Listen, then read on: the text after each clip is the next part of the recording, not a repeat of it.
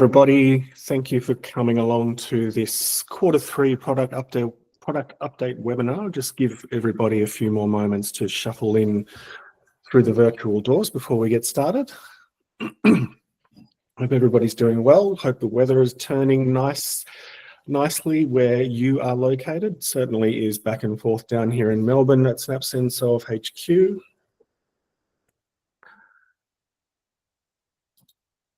Getting more people dropping in now, so we'll just give it another 30 seconds or so before we kick off.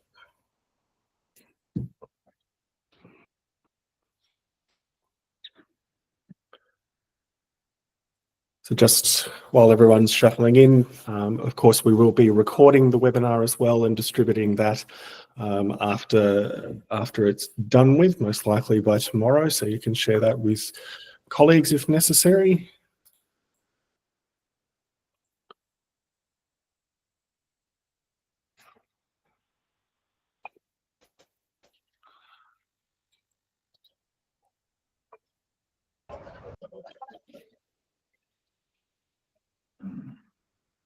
And I think that'll probably do us now to get going. So we'll get started and people will continue coming in as they make their way in. Can't hold on forever. So let's get going.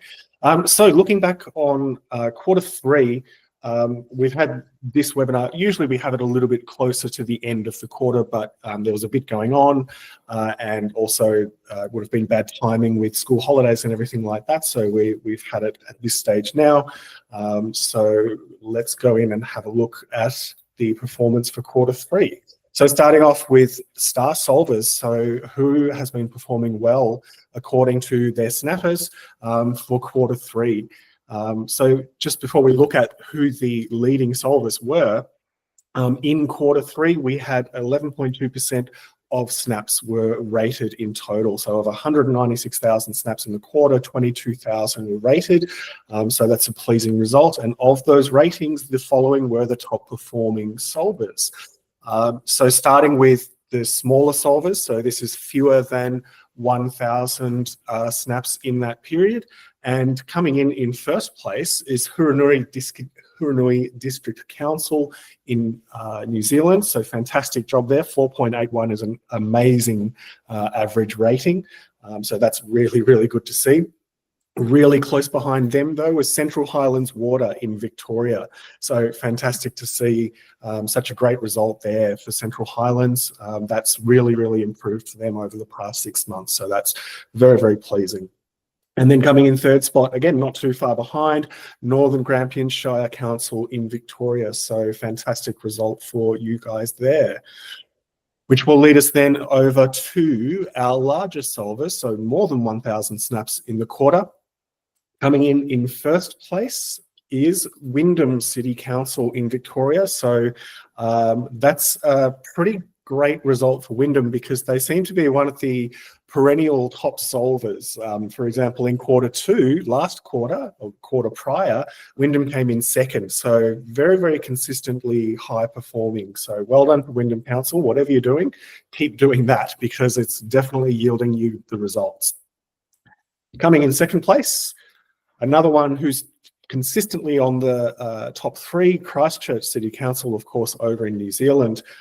In Q2, Christchurch was in third place, so they've even improved on that. So again, fantastic result, really, really well done, especially for the sheer volume of snaps that Christchurch receives. It's always harder the more that you receive to get a consistently high average rating.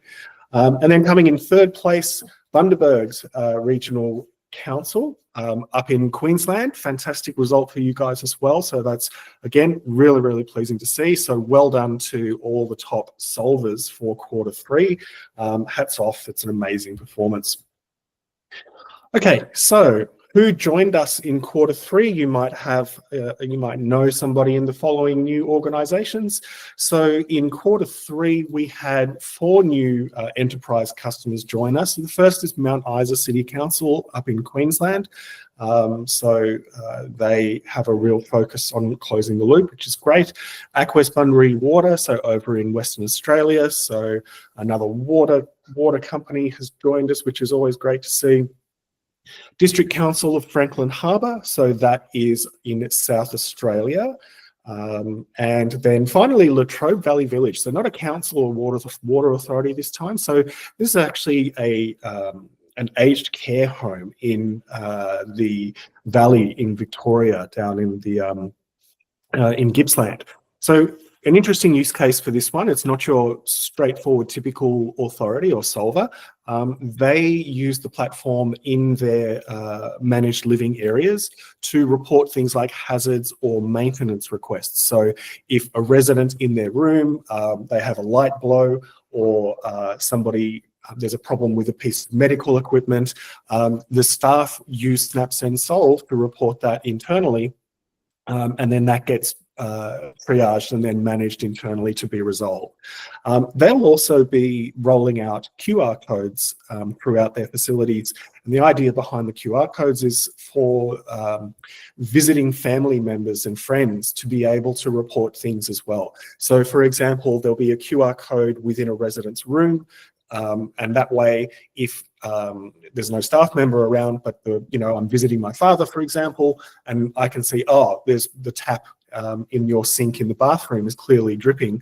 I can simply scan the code, the QR code. I don't need the app, and I can report that straight through to Latrobe Valley Village Maintenance for rectifying. And so they'll have those QR codes around the facility. So very interesting use case. We're looking forward to seeing how that goes and rolling out those QR codes there. So if you have any contacts at any of those authorities, give them a bit of a hello and welcome them into the family. So good to see.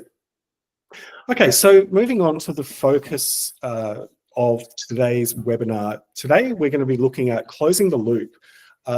So I guess we all, to an extent, know what closing the loop is and the value of it, but we wanted to break it down to its constituent parts and also show you the insights that we have from our data about closing the loop and the value of it. So, I mean, not to patronize, but we'll start off with the basics first. So first of all, what is closing the loop? In the context of where we're looking at it here, it's the process of providing feedback to the community after they report an issue to us. And what can it actually look like in the context of what we do? So it can be acknowledging effort. The fact that somebody's taken the time to send us that data in the first place. It can be managing expectations. So it might be to let somebody know the time frame for when a job might be done, or how the status might be updated as the request progresses from start to finish. And it can also be sharing outcomes. So the result of them reporting this, what was the outcome? Was action taken or not? Because that's also a possibility. So that's what we're going to be looking at in here. And of course, what's the value in closing the feedback loop in general? So, and there's values to both snappers and solvers. Okay, so first of all, if we look at the value for snappers, if the loop is being closed for them, then first of all, their expectations are being managed. If I go and submit a request and I don't hear anything back, and then one day it gets marked as solved, that could be a pretty negative experience for me because I had no idea what was going on. I had no confirmation that you'd seen my report. So I think being able to manage the expectations of the snapper really does help provide a more positive experience. Doing that in turn gives the snapper faith in the channel. So they've taken the time to submit a report via a particular channel. If their expectations are being made, it gives them confidence in the channel as a genuine way of actually seeing the work being completed. And that will mean that they'll gravitate back to that channel again because they know, oh, last time I did it, it worked. So I'm going to go ahead and do that with this particular issue that I'm experiencing. And then again, compounding on top of that, we will then foster greater satisfaction. It might be even just being able to be notified of how long it's going to take something to be done. I'm satisfied with that. I'm happy to know that you've looked at my report. It's not necessary to fix this in an emergency sort of pace, but at least if I know it's going to be done, then that way I know that even if it takes a while, that you've got it covered, and that's really important. And so that will contribute to the greater satisfaction of the people who are actually providing this data in the first place, which all roll over to the benefits of closing the loop for solvers. So if we look at each one of these Snapper benefits, they roll over to the direct benefits to you guys, the solvers, which is, first of all, improved reputation and standing with your the people who report things to you. So whether that's ratepayers or whether that's bill payers in a water authority. So that way, I mean, yes, I mean, if I'm a council, I don't choose where I live based on the council, but at least that way people can have faith in the fact that you do take notice of what they report to you. And, you know, then that's going to foster a little bit of making sure that your authority has a better standing in the community, which is excellent. Then, of course, faith in the channel for snappers means on the solver side that you get increased platform uptake, which is always great. I mean, one of the benefits of Snap, well, several of the benefits of Snap Send Solve mean that if we have more people reporting via Snap Send Solve than other channels, then you're going to get that high image attachment rate, which you typically don't get from other channels. You're going to get the customized information that you have based on your app setup. And all of that serves to make the job of people in your authority easier. If we can get more people, you know, really appreciating how Snap Send Solve works, and then therefore they keep using it, and it starts to hopefully drive down other channels. So a bit of channel shift for the types of things that you can report via Snap Send Solve. And then, of course, with the greater satisfaction comes the reactions to the experience, and people will provide you with not only more, but more feedback, but more meaningful feedback as well. It's very easy when we're not happy simply to just, you know, rate something as 0 or, you know, 1 star because we're not happy, and typically people won't go and provide you any extra information because they had that negative experience to start with. But if you are closing the loop, keeping people informed of what's happening with their request, you'll tend to find that the feedback that they provide you is richer, and they do tend to go ahead and answer all of the questions that we ask them. And that's true of basically any channel. If you're going to follow up, keep people in the loop, it's not just restricted to Snap Send Solve. It's as a general principle of keeping the communication going between yourself and the people who are providing you with this data. Excuse me for a sec. Okay, so an ancient proverb: all solvers are snappers, but not all snappers are solvers. So what do I mean by this? Now, when I talk to a lot of you, and that can be, you know, whether it's an onboarding session or we're catching up, or we're trying to fix something for you. I do find that there is a unusually high number of people who don't actually use the Snap Send Solve app. So I think it's really important to understand, before we look further into this, to understand different parts of the app and how they actually work on the solver side. So if you don't actually have the app, I'd highly encourage you to download it onto your phone and you know, fire it up and go through the process and see what snappers actually experience. So just in a means to try and help improve the numbers on people who understand how the platform works. We have, of course, a report status, and now this is nothing new. You have that in other systems that you use as well, but Snap Send Solve has it as well. And I just wanted to point out, first of all, I've got an image of the portal here, and you can see I've got a status column, and there are some various statuses in there. So if you are a portal user, you go and update your snaps in the portal. You can go and change that status as necessary. And that, of course, will be sent back to the snapper, which is quite meaningful because it tells them another step has taken place. So just to be clear on the various statuses that are available, we have new, viewed, in progress, solved, and reassigned. So just to be clear on what each one of these means, new is the status that's given to a report as it is submitted. And what that means is it will be new until somebody views it in your organization. So in the context of the Snap Send Solve portal, if one of you or your staff goes and opens a Snap for the first time, the status will automatically update to viewed. So that's an automatic change. Conversely, if you are integrated, if you have a two-way integration, once that has been viewed in your CRM or whichever type of system you're using it in, that status will be piped back as viewed as well. Now, in progress is an arbitrary status if you are working in the portal. So you need to actually go and select in progress. Whereas if you have a two-way integration, depending on how you've set up your integration, you can have the status automatically be updated to in progress. And the same thing for solved as well. So solved is a little more cut and dried. Of course, once the work has been done, in the portal, you can go and update the status to solved. And then in your CRM, if you mark the job as complete, that status will be piped back through as well. And then finally, of course, we've got reassigned, which can only happen from the portal. So again, that's another status. Now, point being is that when these statuses are changed via automated means or manually changing them yourself, that's going to be sent back to the user. And I just wanted to point out an important thing as far as this is concerned. So as I mentioned before, the status of new means that nobody in your organization has looked at this report. But let's say you're using the portal and you open an incident for the first time. So I mentioned that before.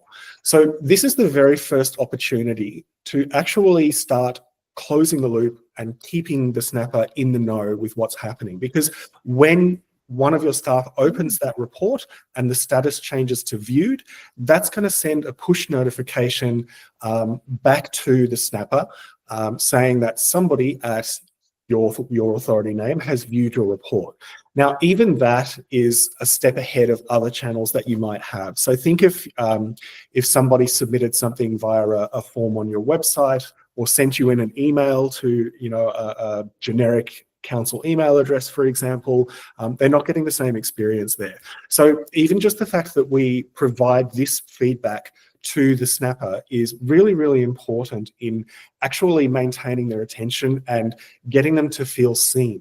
So in a lot of situations, if a report never gets looked at and that status never changes to view, perhaps if you're one-way integrated, we've lost an opportunity there to ensure that we're at least saying that, yes, a human being has seen your report at this authority. So it's important to keep in mind that even just the simple act of viewing a report, and this is, again, if that's the case, you have two-way integration in your organization, that is a really, really tangible experience for the snapper to actually start being focused and go, wow, okay, things are happening as a result of me submitting this report. So it's basically the beginning of that feedback loop. So in the portal, just so everybody is aware, here is what it actually looks like. You can see in this incident here, the current status is viewed, and that's not one of the statuses that you can select in the drop-down box. That will just automatically change to be viewed because I've actually opened that report. That also includes if you have staff who are restricted users, meaning they can only access individual reports by validating their email address once every 7 days. That's a change. That's actually a change that was introduced not too long ago. So now when they open that report as well, the status will be updated to viewed. Incidentally, if you do have staff that are restricted users, we'd highly encourage you to start changing them over to be standard users so that they don't have to go through the rigmarole of verifying every 7 days. And we do get some reports occasionally of people having trouble with that verification system. So really good idea to push people across to that where appropriate in your organization. And if you are connected up via the two-way API, of course, the same thing will happen via what actions are taken in your by your staff accessing the record that's created in your CRM or your work system or whatever the case may be. So They update a status in the CRM for the request. That then feeds it back to our API. The API then pushes it out through Snap Send Solve's platform and then sends the push notification out to the snapper in the field via their phone or email. So having that sort of visibility on the status changes and updates on a report is fantastic. If you compare it to the experience that might happen in other channels, this is really engaging and really positive for the people who are providing you with this data. But in addition to that, beyond just status changes, if you're two-way integrated or if you're a portal user, you might have the ability to include additional messaging about it. Now, it's one thing to see that the status has changed on the report. That's a positive thing, but in isolation, there's not too much meaning for it. So if my status of my incident changes from viewed to in progress, but what does that actually mean? What's going to happen with my Snap? Is it going to be fixed tomorrow? Is it going to be fixed in a month?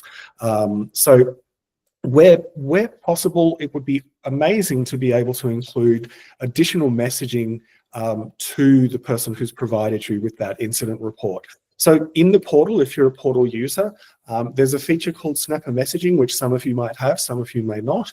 But when you go and update the status, it allows you to provide, it's optional, but it allows you to provide an update to the snapper, actually telling them what's happening, why you're changing this status in here.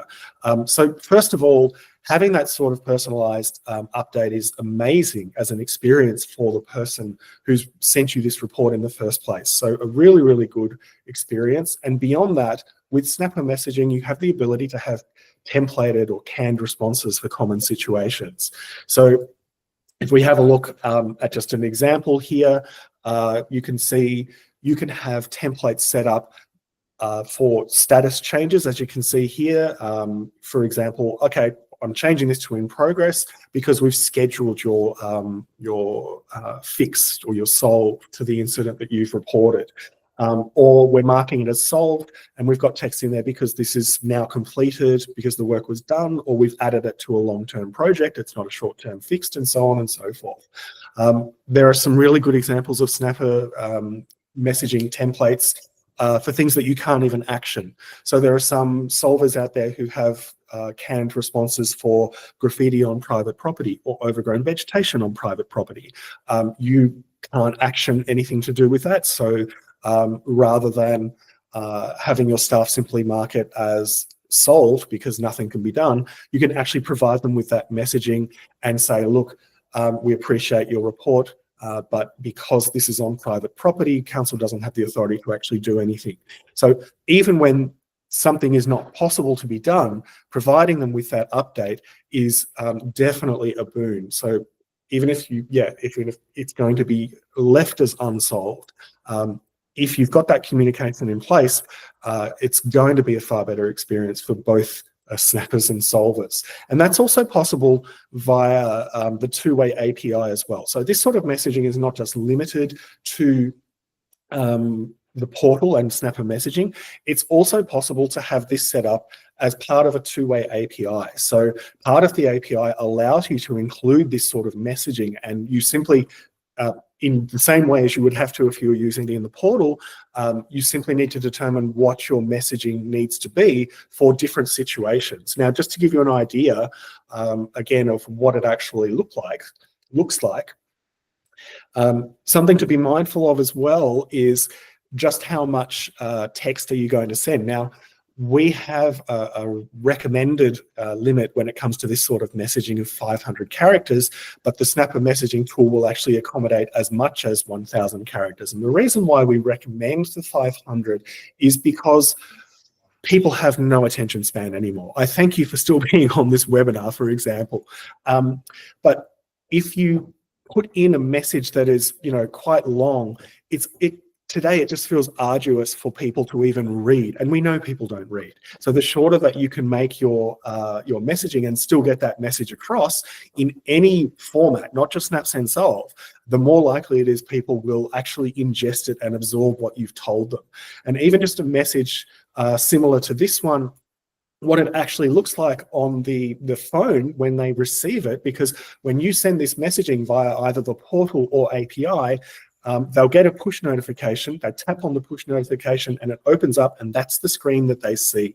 So you can kind of see there that even a short message that might appear reasonable on your computer screen quickly becomes a skyscraper of text in the context of the app. So that's why it's a good idea to be mindful of the amount of text, because even that can have an impact on whether that message is actually conveyed. And if they miss that message, then they're going to be less satisfied potentially when it comes out on the other side. But as I said, it is possible via API as well. So that's, again, one of the benefits of having the two-way API is that somebody communicates to you via one channel, Snap, Send, Solve, by phone, whatever it may be. They generally expect to hear back from you via that same channel for a very, very fluid experience. Now, when it comes to the actual messaging that we are discussing, what tends to be effective? So I mentioned at the start, first of all, acknowledging the effort to actually have reported this in the first place. Again, when I was talking about the benefits of closing the loop, having faith in a channel, having a polite message like this really does make people go, this is a platform that actually works, and they'd like to hear from us. So acknowledging the effort would always be the first thing. Managing expectations is critical though. So in here, you have the ability to actually say to the snapper, look, we've got your report, thank you so much. This isn't something that can be solved right now. So for example, it might require capital works. That's not going to happen within a month. So being able to manage the expectations doesn't matter necessarily whether it's going to be fixed tomorrow or in 6 months' time or 12 months' time.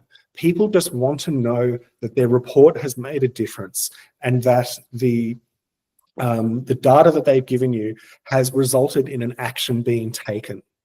And being seen is really what it's all about. So having this messaging in place allows you to make that snapper almost feel special in a way, to actually get that sort of level of feedback, to know that the wheels are turning at your authority is really, really critical. And then, of course, sharing outcomes is good as well. So to be able to say, as a result of you submitting this report, here's what happened. We took the action, or the action is planned to be taken. Or in some cases, when there was no outcome possible, the fact that you're communicating that back is what is key. So if you simply go and mark something as solved and you haven't told them why, that's kind of a blind status update. You know, no one's actually understanding what's happened as a result of that. So even when the response might be perceived as negative, the fact that you're providing it is actually really critical. So what does the data say? So we wanted to look at this and we started with the data rather than sorry, I can going back and thinking what our objectives are and then match it. So what does our actual data say? Obviously, we have a lot of feedback data to be able to figure out the sentiment of the people who are using this channel for you. And I wanted to start with some verbatims. So essentially, the verbatims are part of the feedback process, and I'll show you the feedback process in just a moment, but we have a free text answer where they can provide any commentary they like during the rating process. So when the snappers were happy, they gave you a 5 out of 5 for the overall rating, and the communication was also rated as 5 out of 5. You can see that they will start to mention it because they appreciate it. And as I said earlier, they're typically not going to have that level of communication when they report things via other channels. So they will tell you how happy they are. And I think it's unsurprising that they do that. However, having said that, there are lots of examples where the solve is done, but there is no communication back, and they will tell you about that as well. So if we move on to the next lot of verbatims, these verbatims were all taken from reports where the overall rating was 5 stars, but they rated communications as 1. And what you'll find is that happens a lot. That happens a lot with people when the report gets accepted. The solve is done, might be done very well, and it might be done quickly, but they heard nothing from you. So people will tell you that they're not happy about this as well. So these verbatims really call out the value that people place around that communication and being kept in the loop with what's happening around their report. So that is something that if you receive the monthly feedback report, and if you don't, email me to update it, you will see this in your own feedback data. They will tell you the value of communication. Even if something was solved, they would still, really like to know about it. So as far as the ratings, the rating process is concerned, there are two ways the rating process can start. First of all, you might mark the report as solved, either from the portal itself, or it might be from the integration that you have. So if you're two-way integrated, you mark the job as completed in the CRM, and it prompts to go back into SnapSend Solve and say that it's solved. Or the snapper can say that it's solved as well. So they might be on their afternoon walk, they beat you to the punch, they see, oh great, the dumped rubbish has been cleared up. They can open up SnapSend Solve and say, oh, I've seen this and it's been solved as well. So the first thing that we ask is the overall experience out of 5, how would you rate that? Then it moves on to ask another few different ratings. So we've got communications from the solver, satisfaction with the solve, and speed of the solve. So again, this comes back to what I was saying before, that not all solvers are snappers, and some of you would not even have seen this if you haven't used the app. We then ask the question, would you mind answering a few more, 3 more questions to be specific, in order to see if they would like to provide that more detailed feedback. Now, I've got Mon on the call who will be talking about product updates at the moment, but Mon, do you want to just make a quick comment about this particular change, because it is new, and why it's going to hopefully garner greater amounts of feedback? Yeah, definitely. Thanks, Andrew. So we looked at our ratings flow, and we're always wanting to get more ratings. We know that that kind of data is so valuable for you. We talk about closing the loop for the snapper, but we need to close the loop for you guys as solvers as well, so you know how you're doing and what's going well, where you can improve. We found that there were places we could optimize, and one place we really we looked at specifically was between the star ratings and some of the extra qualitative questions that we ask. So where previously the flow would launch, it was an entire questionnaire basically, and we wouldn't capture any data until the very end of it. We've now separated that flow into just the star rating, and then to encourage people to provide more information and feedback to you if they have the time and they're willing. We then ask them to answer a few more questions, but it means 2 things. One is that we capture the star ratings, which are super critical, and if you get more numbers, more volume, you can gauge. It gives you a temperature check on those various dimensions that Andrew outlined just a second ago. And then it sets up the snapper to feel encouraged to answer those additional questions and empowers them to decide if they want to or not. And then you can get that more of the color around what their experience was actually like. But we are capturing that critical star rating information nonetheless. Awesome. Thanks, Mon. And these are the subsequent questions, as you can see. So the first one is, how long after you submitted your report was it actually solved? The next question is, how did you know it had been solved? So I saw it myself, or the solver notified me. There is an other in there. And also, I heard from the solver when my snap was received or updated or solved, and so on. So when did they actually feel that communication coming back from the solver? And in a lot of cases, you will see people select never heard, because they're rating this themselves, because like I said, they're on their afternoon walk, they've seen the dump rubbish has been cleared up, but they never actually heard from you. So great job was done, but that actually has an impact on the ratings that you'll get back. And then the final the final step in that ratings flow is we offer them to provide that verbatim feedback and also provide after photos as well. So they can actually provide after photos at any point now. So that was changed not long ago, but as part of the process here, again, because they might be on their afternoon walk, standing in front of the place where the dump rubbish was, and they can go, yeah, sure, I can snap and provide that after photo too.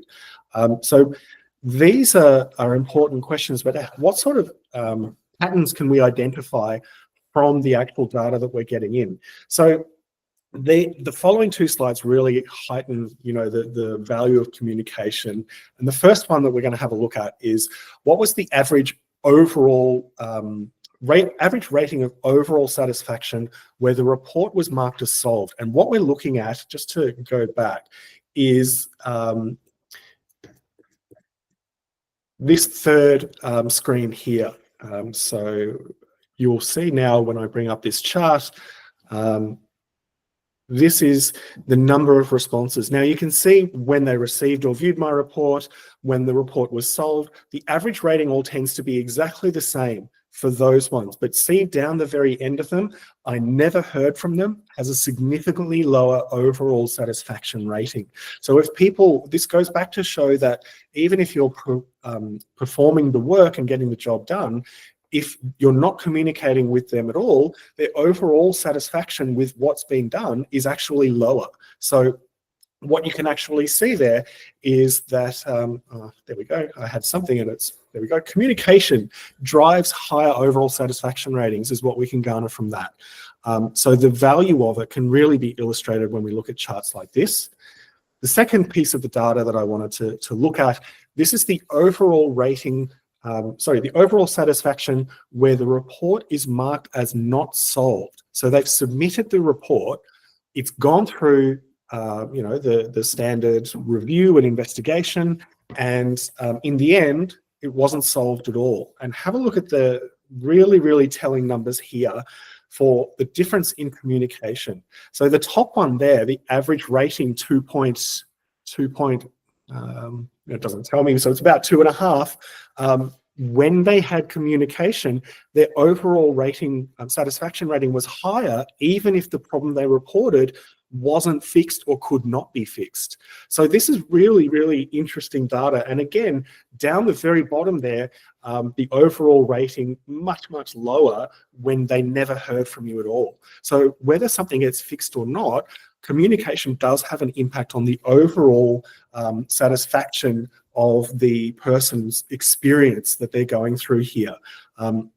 So closing the loop really, really does have a tangible effect on the experience of the snapper and their faith in what it is that we're doing for them.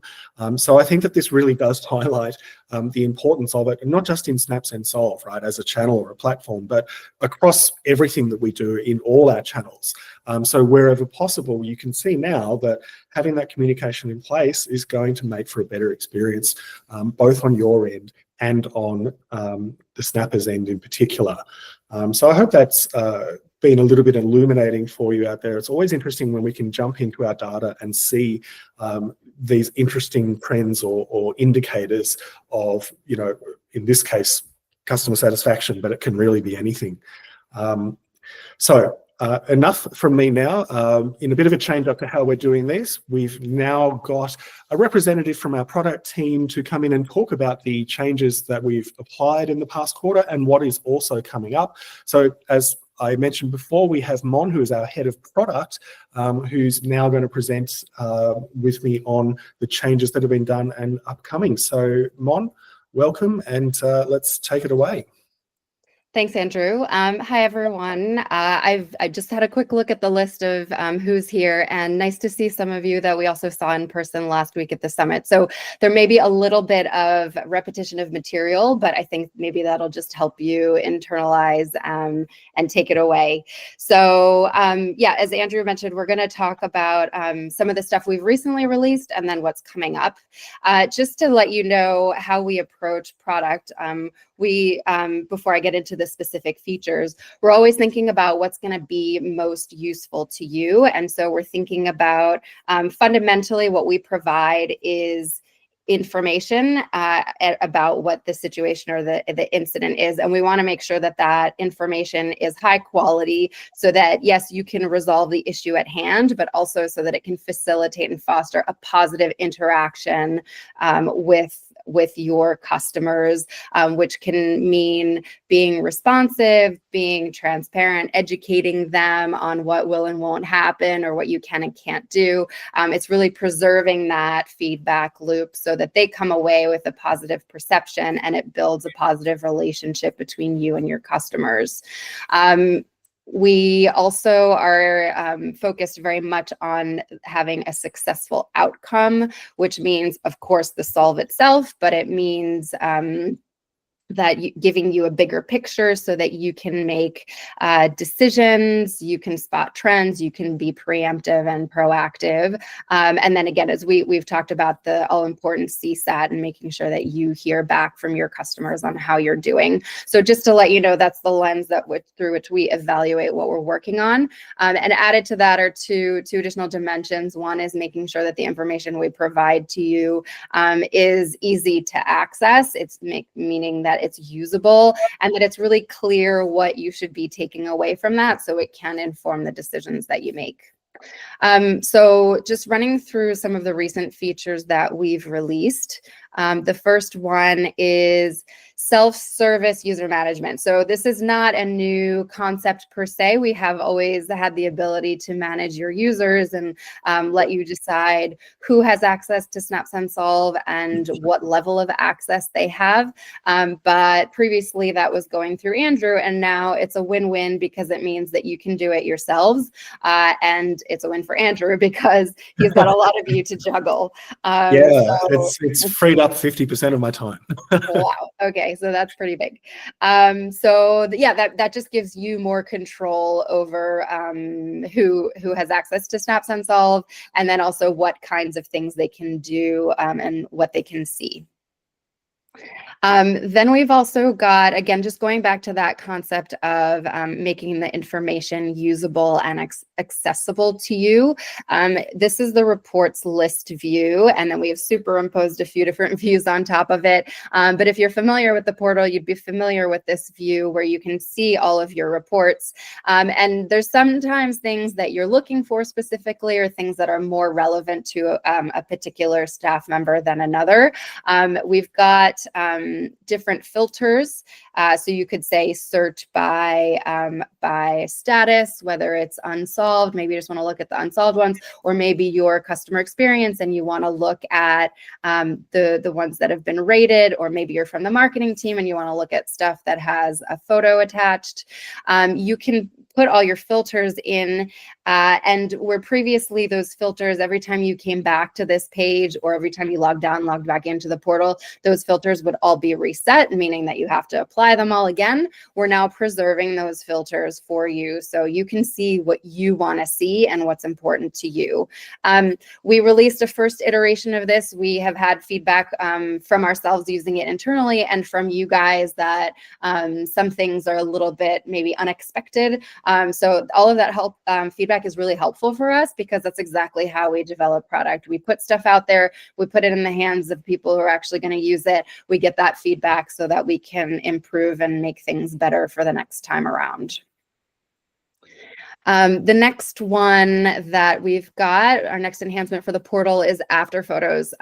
So again, talking about, I think as Andrew talked through the ratings flow, there was an opportunity for customers to add a photo that they've taken if they've seen the solve themselves. They can also do this directly from the report details screen, and we do encourage them to do that because it's really satisfying for them to be able to see that they had a positive effect on their communities, and they can share it with other people who might be interested in that incident that got solved. And then for you guys as well, it can be so motivating to see the good work that you're doing.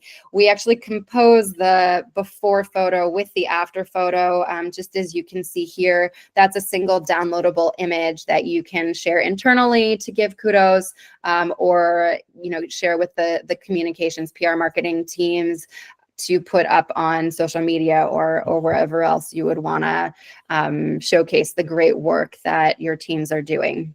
And that's a really, really good example of planks missing on a bridge or walkway like that. Like that's actually serious safety implications. So a really good example of an after photo there. Yeah. Those are all solver features, and for you guys in the portal, we're constantly making improvements to the app itself for our snappers, and that is in a macro way. We know that what you're looking for from our channel is to provide a great customer experience to your customers, where some of the other channels might be frustrating, like sitting on hold on the phone, for example. And then there's specific features that we deliver with you guys in mind as well, to make sure that you're getting that quality information that we talked about, and that we're fostering and facilitating that solve.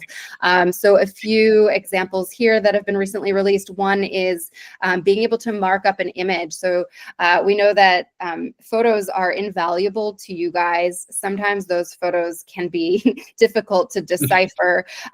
This helps the snapper pinpoint what exactly the issue is. They can draw on it. They can point to things. They can actually superimpose text to really draw your attention to what the issue is. It also makes them feel empowered to be providing all of the information that they want to provide to you. The second one is the rating flow. I won't cover that again. And the third one is a new home screen that is currently in development. We're looking at reviving and refreshing what the home screen can do for us, and for snappers and for you guys, of course, which is to show snappers what's going on around them in their communities. And a big benefit to that can be seeing that something has already been reported. And that gives snappers the reassurance that, okay, that's already being taken care of. I don't need to report that one, which means it's reducing requests on your end. They can choose to follow or save, as we're calling it, that step. If you can see the little bookmark icon that's sitting under that the parking sign that's fallen over. Thanks, Andrew. So rather than doing that second report, but if they're still invested in this one, they can save it, and then you can see on that right-hand screen, they have a list of, or they will have a list of their saved snaps that they can go back to and see what the progress has been. And on your end, when you're making those updates, the status updates that Andrew talked about earlier, those will be reflected back to those snappers that have saved it. Not in quite as granular detail as the original reporter, so they won't see viewed in progress and reassigned, but they will say snapped and solved. And I think this will also really show snappers the great work that you're doing, show that you are being responsive and taking action for what they're concerned with. And on your end, you'll see the numbers behind each of these snaps. So you'll be able to see how many people are interested in which issue. And you can, if you choose to, you can prioritize based on that, or at least it gives you a sense of the hot button issues and who in your community is engaged. And the last big one is location. We've heard a lot from many of you, and thank you for your feedback on location. This is something that, again, is fundamental to what we deliver, going back to that quality of information. So we send you the photo, which we know is super important, and where the incident actually is. So what it is and where it is. The photo itself has really important information in it, because it does, usually if the snapper's device settings are have allowed location, then we can grab a GPS location from the photo itself, which is the best source of truth for where the incident actually is. And we've sent 1.5 million reports, and for the very most part, things go great. So you get a photo, you get a location, you guys are on your way to the solve. There are instances where it hasn't gone right, and that's what we've heard from you. So we've addressed several of the issues that we've identified with your feedback. There's a bunch of buckets into which these issues fall. So there's not just like one blanket thing that's happening. There's a few little different things, which means that there's different solutions we've put in place. One that we've done, one of the buckets is UX. So how we guide snappers through the reporting process. And one thing we've done recently is with the zoom level. So when they get to this map screen that you can see on the left-hand side, we're really zooming in so they can see exactly where the pin is located, because we know it's actually really critical to you to know which side of the street it's on, the incident is on, or which, is it front or back of the property, because that can really make a difference in finding it. Sometimes, if a contractor shows up and they're standing facing the wrong way with their back to the graffiti, say, well, then goodbye. And then that call out has to happen again, which has real cost implications as well as time on being responsive. The other bucket is the other bucket of solutions or issues that we've looked at is snapper education. So we are providing more information, more guidance to coach them through how they can provide the best information to you. And that's the example you can see on the right-hand side here with the photo screen. So again, going back to the fact that photos are so valuable to you, but it's only if they are good photos. So we're really encouraging snappers here to take 2 photos, one that's as close as possible as they feel safe, and the other one is a little bit stepped back so that they can encompass any landmarks or context that can help you find that or find the incident. So getting as close as possible so you know more precisely where it is, and stepping back to get the context to be able to find the incident. The third one I just want to mention is the finish from, I call it the finish from home scenario. So this is one that we've heard from many of you. It actually is quite a niche scenario, but it has been happening. So a snapper might start the snap in situ on the spot, and then they continue on their walk, or they put their phone away, and then back in the comfort of their own home or wherever they might be, they finish the snap, and you're finding that the location that has been sent through is actually pretty far away from where the incident actually is. This, with your help, we were able to find a bug, which I'm super happy about, because I was just scratching my head. This was not by design by any means. That has actually just been released. So the bug fix, sorry, not the bug itself, the fix has been released. So we should be seeing a decline, or really an eradication of this scenario. It'll take a couple of weeks to flow through, just to set your expectations, because we do a staged rollout, and then people have to actually update their devices.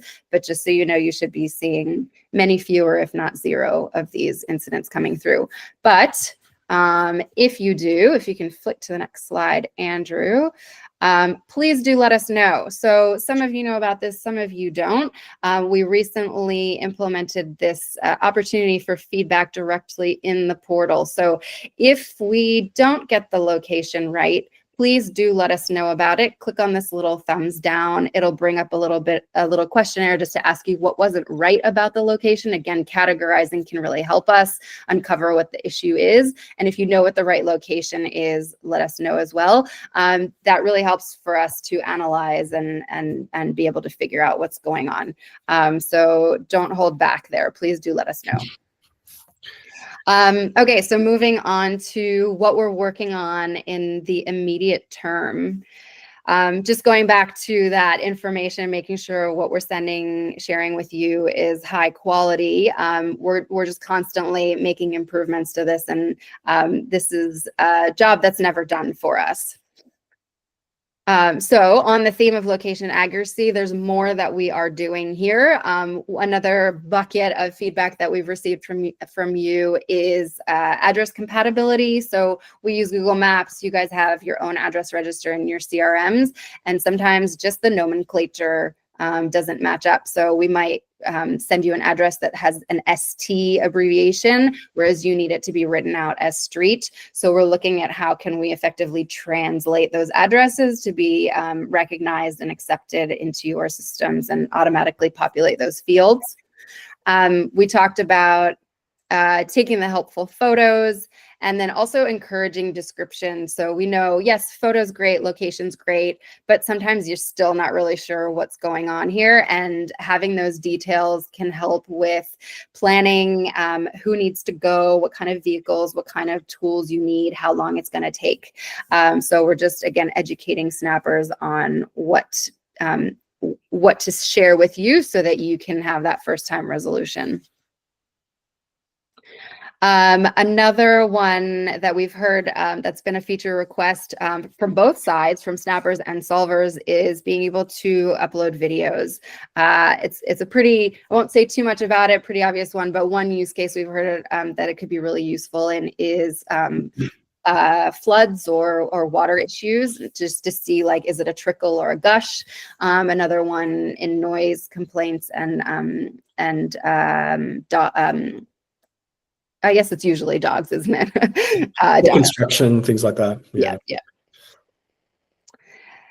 Then we want to look at operational efficiencies and making sure we're helping you guys do things in a streamlined way. We talked a little bit about those multiple second and third requests with the new user home screen, the new Snapper home screen, but we are looking at this in the reporting flow itself. We know that every request that comes in is a record, and that record has human and dollar costs attached to it.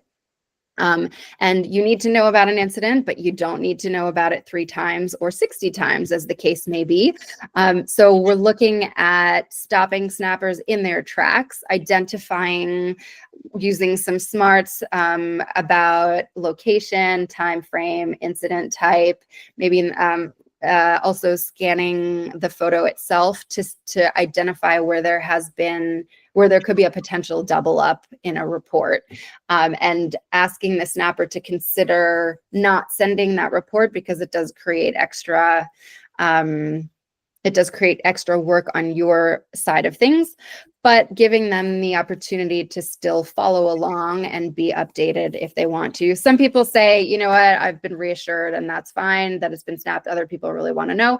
And on your side of things, you'll be able to see how many people are interested. And when you reply, you'll be able to reply to one record, but notify many people. Awesome. And oh yes, that's the last one.